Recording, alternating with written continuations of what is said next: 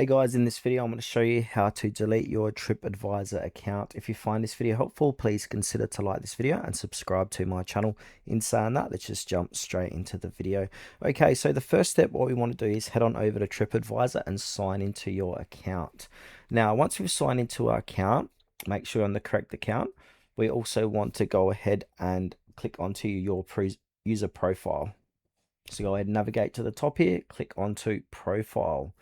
Now, in the profile page, this is where we can go ahead and delete our account. So go ahead and click on the gear icon here, and then we want to go ahead and click onto account settings, and then click onto account info, and then you should be taken inside of here.